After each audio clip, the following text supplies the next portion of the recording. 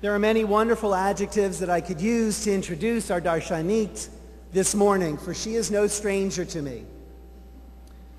I could focus on her knowledge, her insight, her commitment, her determination, her sheer force of will and personality, all of which I have seen, experienced, and benefited from. However, in introducing Rita Werner, our Darshanit for this morning, the quality that really comes most to my mind right now is Rita's passion. Whatever Rita feels, she feels deeply and profoundly. And the things of which she has shared her passion with me have been her love of teaching, her commitment to her students, be it as an English teacher on the college level or to the Jewish students, both at the college level through her work at Hillel or Jewish students in education anywhere and in any form. It is a passion that I've seen that she has shared with me in terms of our discussions, whether it's in a classroom together as part of our multi-interest day program or it's just following services. And it is a passion that she has for her family, for her children and grandchildren, and for this community. It is a pleasure to be able to invite Rita up here this morning so that she may share some of that passion with us as well. Rita Werner.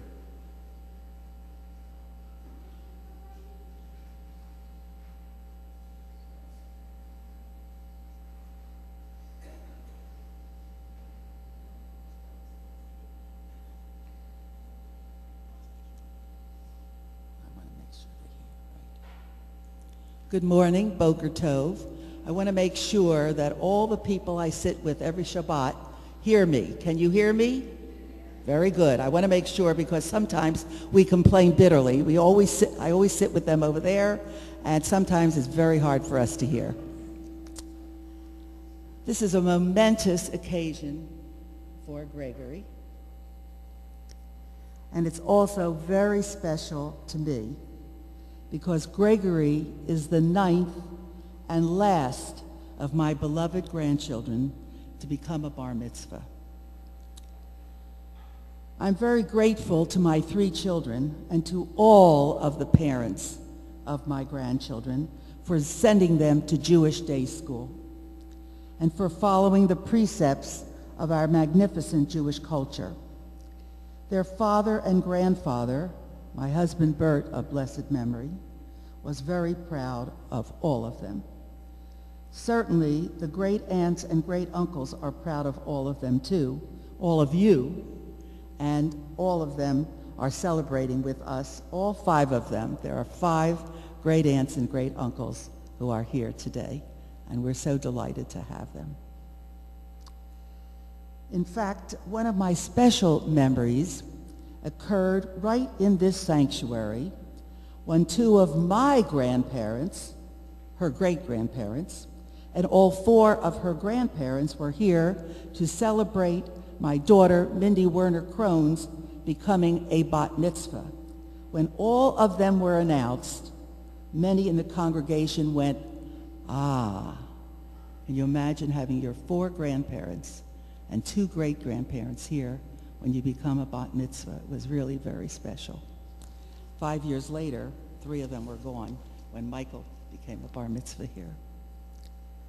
The previous Torah portion described that some of the Israelites had become intimate with women from the Moabite and Midianite tribes and had followed them into immoral and idolatrous practices that the Israelites were supposed to have stopped with their promises at Sinai. So Pinhas, Aaron's grandson and son of the incumbent high priest Eleazar, executes an Israelite man and a Midianite woman who publicly flouted the moral code because it was an open breach of the covenant. Pinhas wanted all of these practices stopped, and he emphasized not to go after strange, non-Israelite women. I believe all my grandchildren know how I feel about intermarriage today. All of my grandchildren here.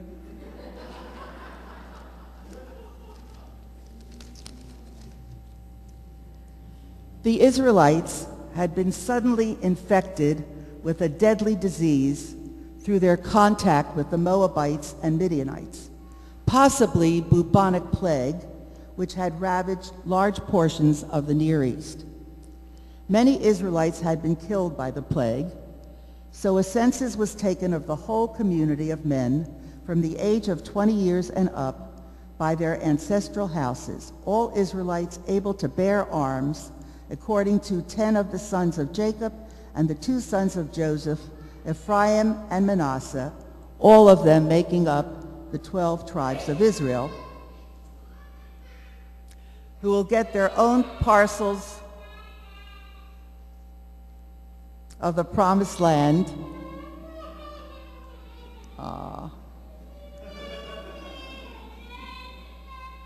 Daddy, don't take me out, Daddy. So all of these 12 tribes will get their special parcels of land, the promised land, on both sides of the Jordan River. The tribe of Levi is not counted for fighting because it takes care of all the houses of worship. The King James English translation of the Bible is incorrect when it says the Hebrew word eluf means 1,000. It means unit. So in this second census, the tribe of Judah, from which most of us are descended, hence we're Jews, does not have 76,500 men, but 76 units of 500 men altogether. Then comes the fascinating, to me of course, case of the daughters of Zelophehad.